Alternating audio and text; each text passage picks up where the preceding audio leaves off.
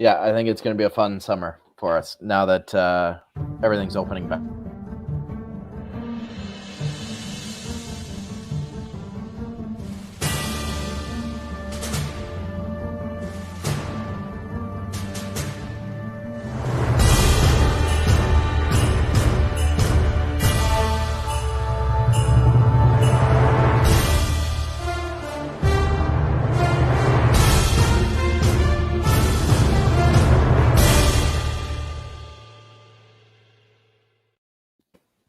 I don't know if anybody's noticed, but I have moved position. Yes, I was over that way, which now is where my wife is. Now I'm by the window and by a few cuddly tigers. So anyway, I have got. Oh, here we go. I've got my mate here. I got him. Say hello. Hello. So anyway, so I've got loads of tigers here. My wife collects a lot of tigers. She's interested in tigers. It's been her kind of one of the things that she likes best. Tigers. She's a tiger on the television. She's up for it. She's there doing her applause. Applause. Get it? Anyway, guys. Anyway, guys. Thank you very much for joining me. Don't forget, we got two more podcasts after this, and and yes. So I have got Warren back here again today, and it's 11 o'clock over there. You know where he is. And here it's around about 7 o'clock at night. So I've got a few more hours to go, and I can go to bed. But he's got a long day to go. So anyway, so we are going to talk about what what do you do most with about your family. What do you do? What do you like most about your family? Sorry, Warren. Oh, there's so many things. I would say the top thing is that my family provides me with support to do the things that I really want to do. Whether it be career wise or personal aspirations or those sorts of things, they're very supportive both between my wife and my children. I love when my kids get interested in what I'm doing, particularly from a hobby perspective. I have a number of hobbies. I like to spend a lot of time in the outdoors, but I also do leather working and a number of other things at home, woodworking, those sorts of things. And my kids really enjoy getting involved Leather with my working. hobby. That's Mhm. when the kids start chucking you around on your sofas, and you got to come beyond do all the leather.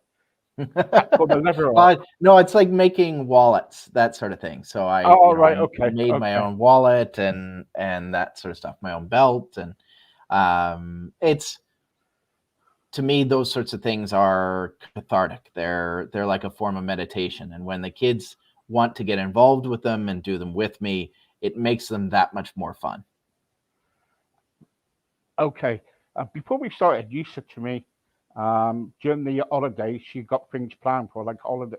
And it's good really because when you make a plan out and you're thinking, right, I'm going to take some time off work, which now and again everybody needs to take some time off work. Hmm. And because of the coronavirus and what's been going on and everything, now everything is opening. Um, you know, it's time where families get together and they kind of think right, what we're going to do during the summer, what we're going to do for the Yeah. holidays. And you said to me just now, you've made a list. So what kind of lists have you made? So I've been asking the girls for a couple days now what sort of things they would like to do over the summer. And there's a number of different things. They would like to spend some time at the beach. And we're very fortunate here in Vancouver that we have some really nice beaches to go to. They would like to do a little bit of camping. So we're going to get out into the woods, do a little bit of that. The girls would like to get out fishing, which is fantastic because that's one of my passions. They'd like to go to the amusement park that we have here in Vancouver called Playland. They did ask to go to Disneyland, but I told them that unfortunately that wouldn't work this summer because we're still not allowed to travel down to the United States. Oh, you're a Um, party pooper. We could have a live podcast but all the way from Disneyland with Mickey Mouse. Yes. Well, we were actually, so this was a year that we had planned to be going to Disney World, but given all the restrictions, we postponed that to next summer. Um, what else do we have planned? They would like to go to some farms and pick raspberries and vegetables, those sorts of things, petting zoos. Um, there's a whole lot of things that they would like to do. Climbing walls. Um, yeah, get But into the what do you pool. like most about your family then? That's a difficult question, though, isn't it? It is because I would say that I like just the love. You know, when they come up to me and show appreciation for the things that I do for them, that to me just melts my heart. I like to say that having kids is the world's largest roller coaster ride. The highest highs and the lowest lows, right? You can go from your child walking up to you and telling you that they love you and your heart absolutely melting as they tell you, to wanting to strangle them the next second because of something absolutely infuriating that they've done. And looking at yourself and going, how could you ever feel that way about your own kid? Yeah. But it's worth it. And so it's those moments of pure joy when your kids show you appreciation and love that I really enjoy, and that makes it all worthwhile. All the challenges, everything that goes wrong, it's those few moments that make you go, this is why I had kids. This is why I have a family. Yeah, yeah.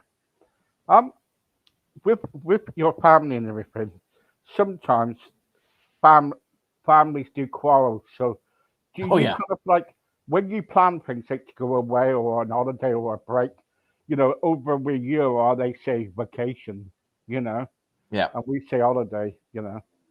Uh, Yeah, to us a holiday is the day. A vacation is when you go away from your home. right, okay, okay. Well, yeah, okay. I'm still trying to get used to you lot over there, but there you go. um, but anyway, but when you kind of like plan your breaks and everything, and your holidays and whatever you got, uh, do one person go right? Oh, I don't want to go there. That's rubbish. I don't want to go there. Then all of a sudden your wife butts in and she says, "Well, let's go somewhere else then," and that's it. Do you, does that happen in the house? Oh yeah, for sure. What I'm trying to do this summer to try to avoid that is putting up a calendar of all the things that we're going to do. So by involving the girls and asking them to make a list of the things that they want to do, and then plugging them into the calendar, it's going to be based on rotating days of who's getting to choose what it is that we're doing. And so they each have an opportunity to contribute, and they know that their day is coming up. So it gives them something to look forward to, something to feel positive about, those sorts of things, but also a way for them to recognize that they've got ownership over a specific day, so that they don't feel as bad about a day that their sister picked, right? Because Right. they know that they're getting to pick a day in the future as well. And so we're going to sit down over the next 2 or 3 days and build out the calendar for the entire summer as to what we're doing, and put it up in our kitchen so that they're able to see, okay, here's the day, and we'll cross off the days as we go, so they can see what are we doing tomorrow, what are we doing the next day, what are we doing this weekend, that sort of thing, and they always know what to expect. Mm, yeah. Um. Also, sometimes it's like when you kind of like planning to go away and everything. Everybody gets excited, don't they? Hmm.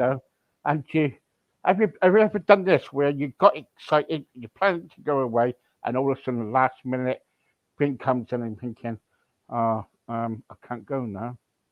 Do you ever get that?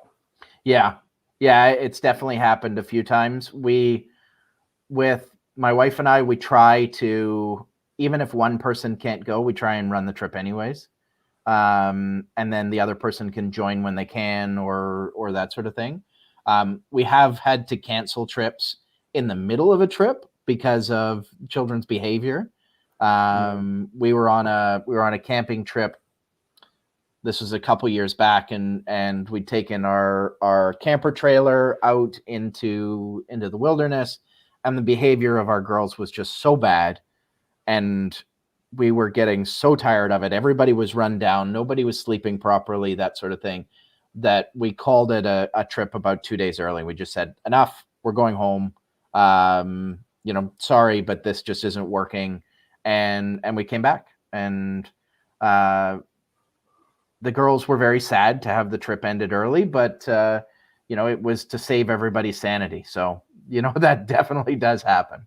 Yeah, yeah. With relation, with you kind of like with the family and everything, do you ever get moments where you're thinking, that because of your work and everything, do you ever think that sometimes you work too much and not have time with the family? Oh yeah, that's been a huge problem in my life. I have had that thought many, many times. In my previous career, for about a decade, I spent 120 nights a year in hotel rooms, away from my family. So as my daughters were growing up, I was gone for about a third of every year. And I wound up making a change in my profession about 2.5 years ago because of that. Because it had gotten to the point where it was find a new job or find a new wife, and I chose find a new job. It has probably had some long-lasting damage to my relationship with my kids because of my absence for 10 years. But I'm working on that. It's something I'm trying to be more present. Now that I own my own business, I'm able to be a bit more flexible. So when we're talking about, this summer, I'm going to go down to 2 to 3 days a week of work. So every single weekend will be a 4-day weekend, at least for the summer.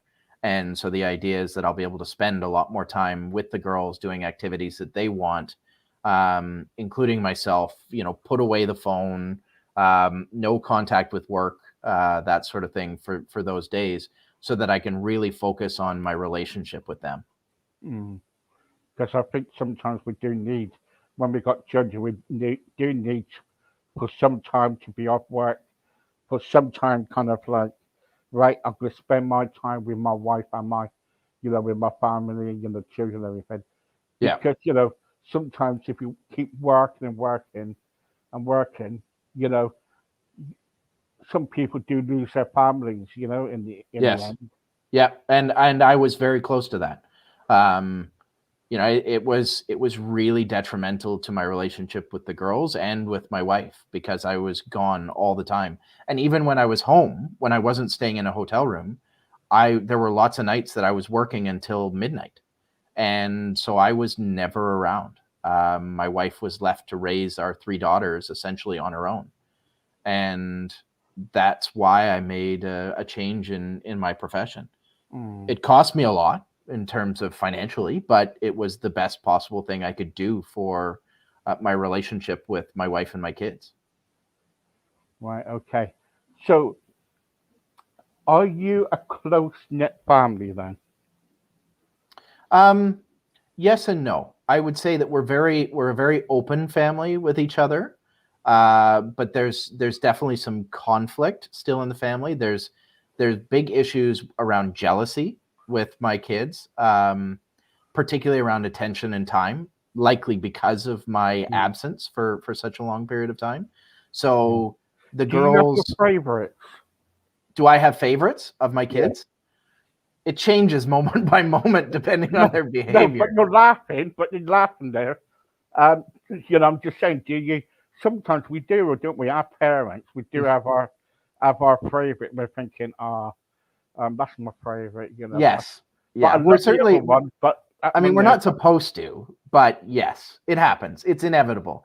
And because your kids are changing, and so you're able to more easily identify with different ones at different times. So right now, my youngest and I are probably the closest. right? But if you'd asked me 9 months ago, I would have said my middle one and I were the closest, and she was my favorite at the time.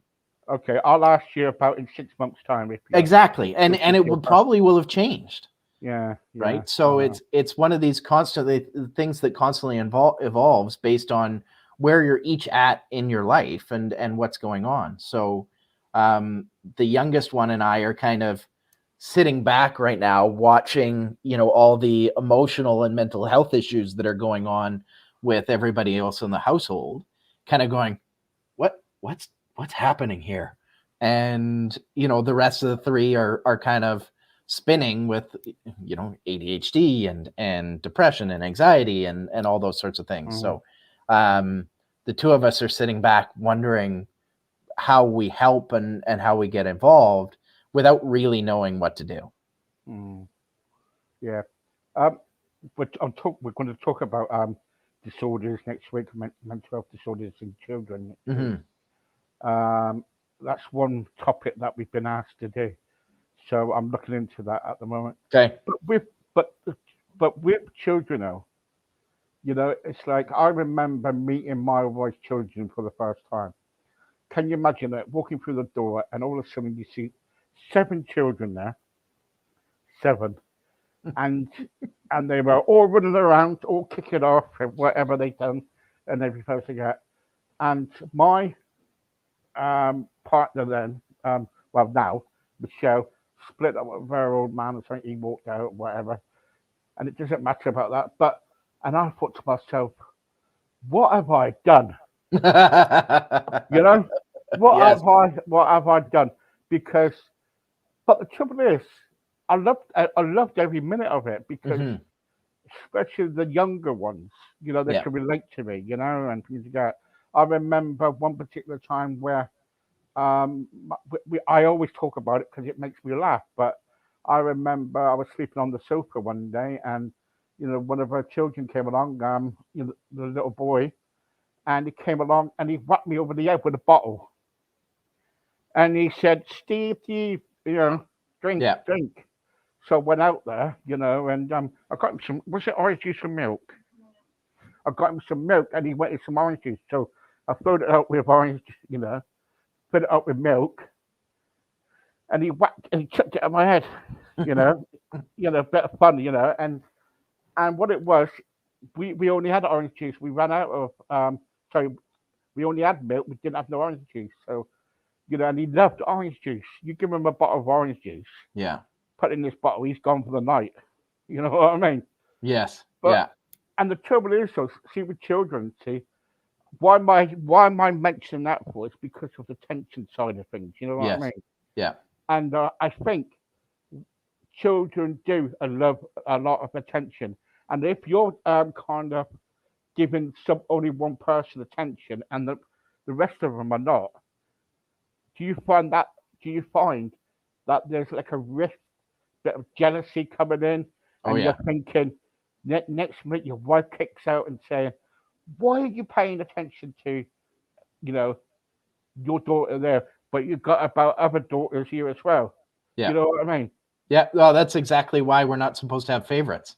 It's because it creates that exact issue, right? So you want to be ensuring that you have that one-on-one time with each one. And I can tell you, honestly, I enjoy the one-on-one time with all of them equally. It's when we're together as a group that I tend to gravitate towards one or the other. And it's because of the way that they're behaving in a group. They're representing characteristics that I admire and want to be around. One-on-one. If I was at your household, yeah, and I had to come in meet your daughters and everything, what I would do? I would say to your wife, "Give me a chair by your front door, please." Because soon your girls started kicking up, I'll be gone out the door. I'll be gone because I can imagine it, all girls, in the house and everything. My wife's looking at me, but all girls in the house, and just you as a man, I do really feel sorry for you. I don't know how you cope. Most of the time they're amazing. It's just those few moments that it can be really challenging. There's a lot of emotions that go through our house, and that can be very challenging for somebody who isn't accustomed to it, or isn't doesn't have the full toolkit for being able to deal with that much in terms of emotions. If you were to come over to our house and meet my kids, they would be perfectly well behaved, because they generally are when there's company. They're very well behaved when there are people over. When it's just my wife and I, though, that's when all the issues come out. We actually find that in social environments, they're so much better because they're able to get attention from other locations. They're distracted, right? Yeah. And so that has been the biggest challenge with COVID, is because it has removed that from our ability to add that social interaction into our household, to be able to distract them and share the attention and those sorts of things. So because it's just been us, it's been that much more challenging.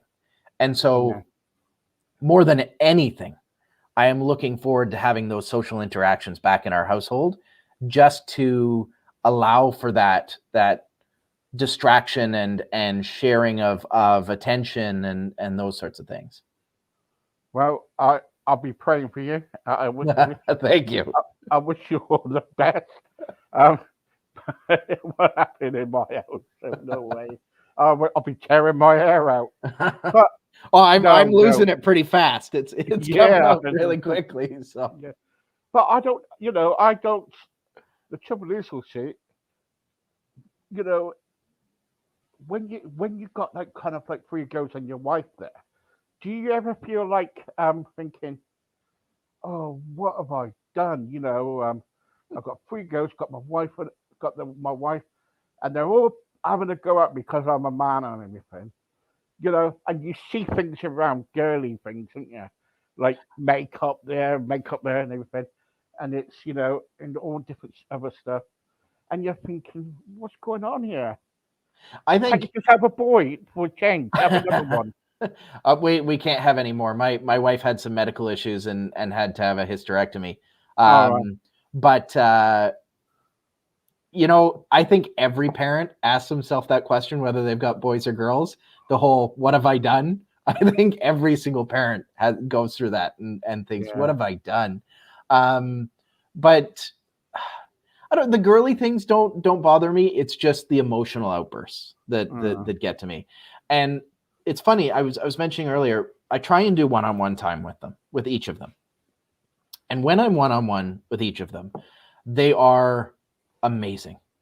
It is the best time I could possibly have, is when I'm one-on-one with each of them. They are just incredible human beings. I get to see it shine through how intelligent they are, how quick-witted they are, how compassionate and empathetic that they are. They're amazing. And it is getting to spend that one-on-one time with them is the best part of my life. But when they're together, jeez, it's like a totally different beast. Yeah. They're just picking at each other constantly. Yeah. So, what do you like most about your family, and in a few words? One-on-one time with each member, and the love that they give me is just the greatest thing in my life. Good. Well done. I think we all, guys, need, if we got children now, right? I tell you what I want you to do is just give them a cuddle and kind of like, just turn around and say, I love you, because sometimes children don't get that all the time. And yes, the older ones will kind of like push you away and say, stop being silly. Oh, leave me alone. Yes, leave me alone. Above all that.